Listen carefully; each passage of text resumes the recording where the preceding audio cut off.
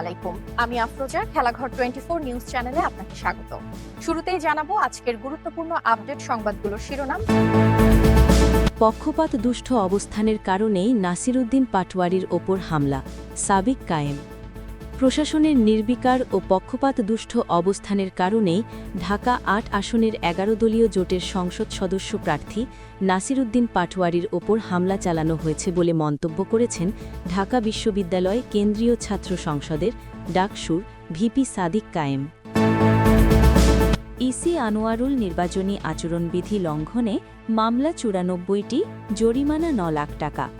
নির্বাচন কমিশনার আনোয়ারুল ইসলাম সরকার বলেছেন, গত ৮ জানুয়ারি থেকে ২৬ জানুয়ারি পর্যন্ত সারা দেশে ভ্রাম্যমাণ আদালতের মাধ্যমে নির্বাচনী আচরণবিধি লঙ্ঘনের অভিযোগে মোট ১৪৪টি অভিযোগ নিষ্পত্তি করা হয়েছে। ইসি আনোয়ারুল নির্বাচনে দায়িত্বে থাকা কর্মকর্তারা গণভোটের পক্ষে বিপক্ষে যাবেন না। নির্বাচন কমিশনার আনোয়ারুল ইসলাম সরকার বলেছেন, নির্বাচনী দায়িত্বে থাকা কর্মকর্তারা গণভোটের প্রচার করবেন, কিন্তু পক্ষে বিপক্ষে যাবেন না। নির্বাচনী কাজের দায়িত্বে যারা থাকবেন তারা আইনগতভাবে কোনো পক্ষে কাজ করবেন না। নাটোর ১ আসন, একাধিক জায়গায় বিএনপি জামায়াতের ব্যানার ফেস্টুন পোড়ানোর অভিযোগ। নাটোর ১ লালপুর বাগাটিপাড়া আসনে ক্রমেই উত্তপ্ত হচ্ছে নির্বাচনী মাঠ। লালপুর উপজেলার ৫ স্থানে বিএনপি জামায়াতের একাধিক ব্যানার ফেস্টুন পোড়ানো ও ছেঁড়ার অভিযোগ পাওয়া গেছে। নারীদের ওয়াশরুমে গোপন ক্যামেরা, ডাক্তার ইমন ৫ দিনের রিমান্ডে। টাঙ্গাইল মেডিকেল কলেজ হাসপাতালের ইন্টার্ন চিকিৎসক রায়হান কবির ইমনের বিরুদ্ধে দীর্ঘদিন যাবৎ ইন্টার্ন নারী চিকিৎসকদের যৌন হয়রানি, শ্লীলতাহানি ও খারাপ আচরণ করার অভিযোগ ছিল। এতক্ষণ শুনলেন শিরোনাম, এবার আসি বিস্তারিত সংবাদে। তার আগে অনুরোধ রইল ভিডিওতে একটি লাইক দিয়ে চ্যানেলটি সাবস্ক্রাইব করুন এবং কমেন্টে জানিয়ে দিন আপনি কোন জায়গা বা কোন দেশ থেকে আমাদের এই সংবাদটি দেখছেন। পক্ষপাত দুষ্ট অবস্থানের কারণেই নাসিরউদ্দিন পাটোয়ারির ওপর হামলা, সাবিক কায়েম।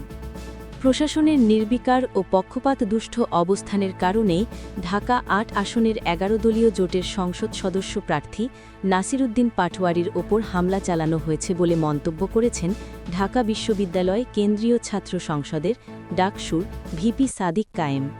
মঙ্গলবার ২৭ জানুয়ারি সামাজিক যোগাযোগ মাধ্যম ফেসবুকে দেওয়া এক পোস্টে তিনি এ মন্তব্য করেন। ডাকসু ভিপি অভিযোগ করেন, আইনশৃঙ্খলা রক্ষায় শক্ত অবস্থান নেওয়ার পরিবর্তে প্রশাসন কার্যত একটি নির্দিষ্ট দলের পক্ষে কাজ করছে। নাসিরউদ্দিন পাটোয়ারির উপর হামলার বিষয়টি তুলে ধরে সাদিক কায়েম বলেন, আজ চাঁদাবাজদের দ্বারা চালানো হামলায় ছাত্র শিবিরের অন্তত ১৩ কর্মী গুরুতর আহত হয়েছেন।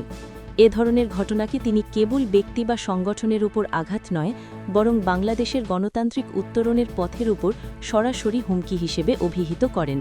তিনি বলেন, এসব ঘটনা প্রমাণ করে যে যারা গণতান্ত্রিক উত্তরণকে সংঘাতময় করতে চায় তারা রাষ্ট্র ও জনগণের স্বার্থের বিরুদ্ধে অবস্থান নিয়েছে। সহিংসতা ও চাঁদাবাজির বিরুদ্ধে ঐক্যবদ্ধ হতে তিনি ছাত্রসমাজ ও সচেতন জনতার প্রতি আহ্বান জানান। ডাকসু ভিপি বলেন, নির্বাচনের জয় পরাজয়ের চেয়ে রাজনৈতিক সংস্কৃতির আমূল পরিবর্তন এবং সহনশীল পরিবেশ নিশ্চিত করা এখন অধিক গুরুত্বপূর্ণ। কিন্তু একটি দল দুঃখজনকভাবে বেপরোয়া ও সংঘাতমুখী পথে অগ্রসর হচ্ছে।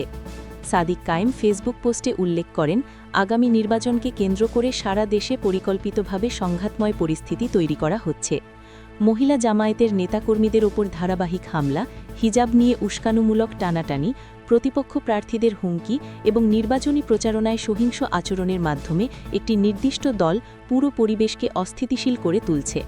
তিনি লেখেন, এই প্রেক্ষাপটে প্রশাসনের নির্বিকার ও পক্ষপাত দুষ্ট অবস্থান পুরো বাংলাদেশের জন্য গভীরভাবে উদ্বেগজনক। একই সঙ্গে গণমাধ্যমের একাংশ পক্ষিক ভূমিকা রেখে সংঘাতমুখী রাজনীতিকে পরোক্ষভাবে উৎসাহিত করছে। আগামী নির্বাচনে গণভোটের পক্ষে হ্যাঁ ভোট দেওয়ার আহ্বান জানিয়ে তিনি বলেন, দুর্নীতি, সন্ত্রাস ও চাঁদাবাজির বিরুদ্ধে এবং ইনসাফের পক্ষে অবস্থান গ্রহণের মধ্য দিয়েই একটি নিরাপদ ও ন্যায়ভিত্তিক বাংলাদেশ গড়া সম্ভব। ইসি আনোয়ারুল নির্বাচনী আচরণবিধি লঙ্ঘনে মামলা ৯৪টি, জরিমানা ৯ লাখ টাকা। নির্বাচন কমিশনার আনোয়ারুল ইসলাম সরকার বলেছেন, গত ৮ জানুয়ারি থেকে ২৬ জানুয়ারি পর্যন্ত সারা দেশে ভ্রাম্যমাণ আদালতের মাধ্যমে নির্বাচনী আচরণবিধি লঙ্ঘনের অভিযোগে মোট 144টি অভিযোগ নিষ্পত্তি করা হয়েছে। এই সময় 9,05,500 টাকা জরিমানা আদায় করা হয় এবং 94টি মামলা করা হয়েছে। মঙ্গলবার 27 জানুয়ারি নির্বাচন ভবনের নিজ দপ্তরে সাংবাদিকদের এ তথ্য জানান তিনি। 12 ফেব্রুয়ারি ইতিহাসে অন্যতম সুন্দর ও গ্রহণযোগ্য নির্বাচন হবে জানিয়ে ইসি বলেন, অতীতের অনেক নির্বাচনের তুলনায় এবারের নির্বাচনী মাঠের পরিবেশ বেশ চমৎকার। নির্বাচন কমিশনের পক্ষ থেকে এ নিয়ে কোনো শঙ্কা প্রকাশ করা হয়নি। প্রার্থীদের বিভিন্ন অভিযোগ কমিশনের কাছে আসছে এবং সেগুলোর ভিত্তিতে তাৎক্ষণিক ব্যবস্থা নেওয়া হচ্ছে। নির্বাচন নিয়ে রাজনৈতিক দলগুলোর মধ্যে নানা ধরনের আশঙ্কা থাকতে পারে, তবে নির্বাচন কমিশনের দৃঢ় বিশ্বাস আগামী 12 ফেব্রুয়ারি দেশের ইতিহাসে অন্যতম একটি সুন্দর ও গ্রহণযোগ্য নির্বাচন অনুষ্ঠিত হবে। এনসিপি ও জামায়াতের অভিযোগ প্রসঙ্গে আনোয়ারুল ইসলাম সরকার জানান, অভিযোগ নির্বাচন কমিশন গুরুত্ব দিয়ে দেখছে এবং প্রয়োজনীয় ব্যবস্থা গ্রহণের জন্য সংশ্লিষ্টদের নির্দেশ দেওয়া হয়েছে। ভোটারদের উদ্দেশ্যে নির্বাচন কমিশনার বলেন, নির্বিঘ্নে ভোটকেন্দ্রে এসে নিজেদের পছন্দের প্রার্থীকে ভোট দেওয়ার জন্য সবাইকে আহ্বান জানানো হচ্ছে। ভোট ব্যবস্থাপনায় নির্বাচন কমিশন সর্বোচ্চ সতর্কতা অবলম্বন করছে এবং কাঙ্ক্ষিত সময়ের মধ্যেই ফলাফল ঘোষণা করা হবে। এই সময় কোনো রাজনৈতিক দল নিষিদ্ধ হওয়ার বিষয়ে নির্বাচন কমিশনের কাছে কোনো তথ্য নেই বলেও স্পষ্ট করেন নির্বাচন কমিশনার আনোয়ারুল ইসলাম সরকার। ইসি আনোয়ারুল নির্বাচনে দায়িত্বে থাকা কর্মকর্তারা গণভোটের পক্ষে বিপক্ষে যাবেন না। নির্বাচন কমিশনার আনোয়ারুল ইসলাম সরকার বলেছেন, নির্বাচনী দায়িত্বে থাকা কর্মকর্তারা গণভোটের প্রচার করবেন, কিন্তু পক্ষে বিপক্ষে যাবেন না। নির্বাচনী কাজের দায়িত্বে যারা থাকবেন তারা আইনগতভাবে কোনো পক্ষে কাজ করবেন না। মঙ্গলবার দুপুরে নির্বাচন ভবনে নিজ দপ্তরে ব্রিফিংয়ে সাংবাদিকদের প্রশ্নের জবাবে একথা বলেন আনোয়ারুল ইসলাম সরকার। গণভোটের বিষয়ে নির্বাচন কমিশনের ইসির অবস্থান কী তা জানতে চাইলে তিনি বলেন, গণভোটের বিষয়ে আমাদের বক্তব্য হচ্ছে, গণভোটের জন্য আমরা উদ্বুদ্ধ করছি। নির্বাচনী কাজের দায়িত্বে যারা থাকবেন তারা আইনগতভাবে কোনো পক্ষে কাজ করবেন না। এটি নির্বাচনের দায়িত্বে returning officer, assistant returning officer এবং অন্যান্য যারা নির্বাচনী দায়িত্ব পালন করবেন তারা গণভোটের প্রচার করবেন, বাট পক্ষে বিপক্ষে যাবেন না। এক প্রশ্নের জবাবে নির্বাচন কমিশনার আনোয়ারুল ইসলাম বলেন, সরকার যে বিষয়টা বলেছে সে বিষয়ে নির্বাচন কমিশনের হিসেবে তিনি মন্তব্য করতে চান না। আরেক প্রশ্নের জবাবে তিনি বলেন, কোনো কর্মকর্তা যখনই রিটার্নিং কর্মকর্তা হয়েছেন তখন তিনি কোনো পক্ষের নন। কোনো রিটার্নিং কর্মকর্তা, কোনো সহকারী রিটার্নিং কর্মকর্তা কোনো পক্ষে প্রচার চালাচ্ছেন না। নির্বাচনী মাঠে প্রার্থীদের ওপর হামলা ও শঙ্কার বিষয়ে এক প্রশ্নের জবাবে কমিশনার বলেন, রাজনৈতিক দলগুলো শঙ্কা প্রকাশ করলেও নির্বাচন কমিশন কোনো শঙ্কা দেখছে না। বিভিন্ন মাধ্যমে আমরা যে খবর পাচ্ছি এবং মাঠ পর্যায়ে পরিদর্শন করে যা দেখছি তাতে পরিবেশ সন্তোষজনক। ছোট বড় সব দল আমাদের কাছে আসছে, আমরা তাদের পরামর্শ অনুযায়ী তাৎক্ষণিক ব্যবস্থা নিচ্ছি। আইনশৃঙ্খলা বাহিনীকে সুনির্দিষ্ট নির্দেশনা দেওয়া হয়েছে। এছাড়া ভোটারদের নিরাপত্তা নিশ্চিত করতে সেনাবাহিনী, নৌবাহিনী, বিমান বাহিনী, কোস্টগার্ড, পুলিশ, আনসার এমনকি বিএনসিসিকেও যুক্ত করা হয়েছে।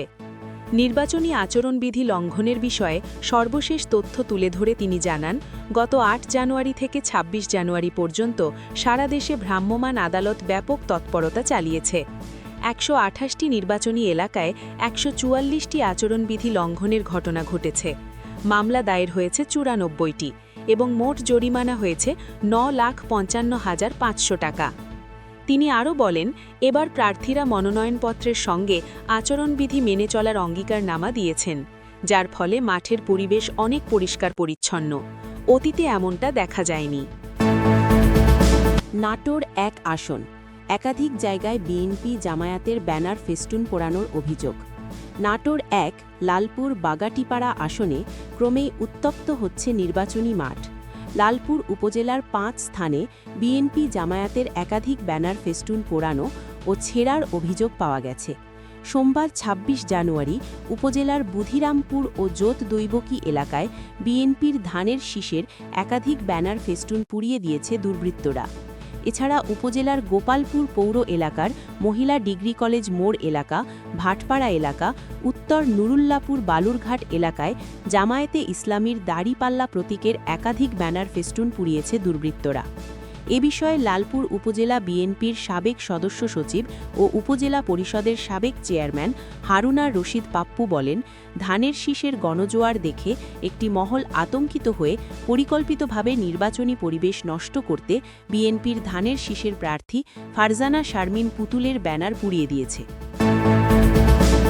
নারীদের ওয়াশরুমে গোপন ক্যামেরা, ডাক্তার ইমন 5 দিনের রিমান্ডে।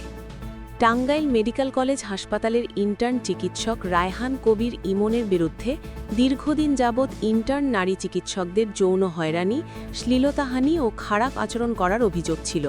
তবে নিজের আত্মসম্মানের ভয়ে কেউ লিখিত অভিযোগ না দেওয়ায় দিন দিন তিনি বেপরোয়া হয়ে উঠেছিলেন। এমনকি নারীদের ওয়াশরুমে গোপন ক্যামেরা লাগানোর অভিযোগ উঠেছে তার বিরুদ্ধে। এ ঘটনায় টাঙ্গাইল মেডিকেল কলেজ হাসপাতালের পরিচালক মোহাম্মদ আব্দুল কুদ্দুস বাদী হয়ে ইমনের নাম উল্লেখ সহ অজ্ঞাত আরও 3 জনের নামে মামলা দায়ের করেন। ইন্টার্ন চিকিৎসক রায়হান কবির ইমন ময়মনসিংহের মুক্তাগাছার লক্ষ্মীখোলার হাসান আলীর ছেলে। ঘটনাটি নিয়ে জেলা জুড়ে সমালোচনার ঝড় বইছে। এদিকে মঙ্গলবার ইন্টার্ন চিকিৎসক রায়হান কবির ইমনের 5 দিনের রিমান্ড মঞ্জুর করেছেন টাঙ্গাইলের senior judicial magistrate Mohammad Golam মাহবুব খান। মঙ্গলবার সকালে ইমনকে আদালতে প্রেরণের পর জিজ্ঞাসাবাদের জন্য 5 দিনের রিমান্ড আবেদন করে পুলিশ। রিমান্ড মঞ্জুর হওয়ার পর তাকে জিজ্ঞাসাবাদের জন্য সদর থানায় নেওয়া হয়েছে। নাম প্রকাশ না করার শর্তে টাঙ্গাইল মেডিকেল কলেজ হাসপাতালের কয়েকজন নারী ইন্টার্ন চিকিৎসক জানান, ইমন দীর্ঘদিন যাবৎ নারীদের সঙ্গে কুদৃষ্টিতে তাকাতেন, আবার অনেককেই ব্যাড টাচ করতেন। তাকে মৌখিকভাবে একাধিকবার বারণ করা হলেও কোনো সুরাহা হয়নি। ইমনের দৃষ্টান্তমূলক শাস্তি দাবি করেন নারী ইন্টার্ন চিকিৎসকরা।